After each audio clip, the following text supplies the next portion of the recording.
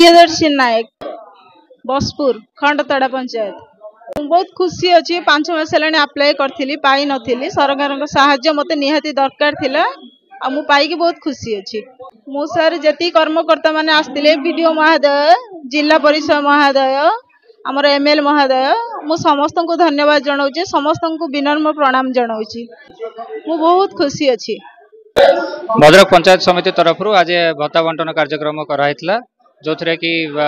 honourable MP sir honourable MLA sir आउ chairperson madam आउ समस्त हिताधिकारी माने एठारे प्रेजेंट थे आम बीएसएसओ थे आम ए मधुबाबू पेंशन स्कीम 156 जन को भत्ता दिखाई जो थे को विडो अच्छा 105 जन डिजेबिलिटी अच्छा 35 जन ट्रांसजेंडर 2 जन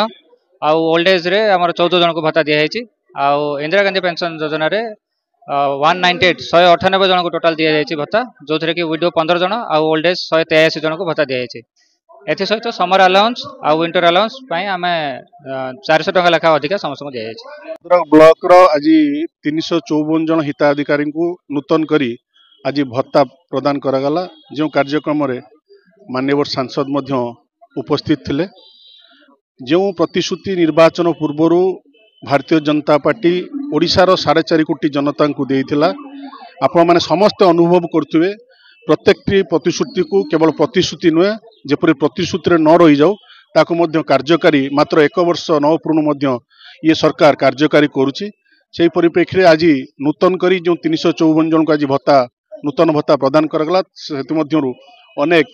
विधवा अनेक वार्धक्य एवं ट्रांसजेंडर भिन्नक्षम भत्ता प्रदान करागला आगामी दिन में लक्ष्य रही जो मैंने दीर्घ दिन धरी आवेदन करिसेंती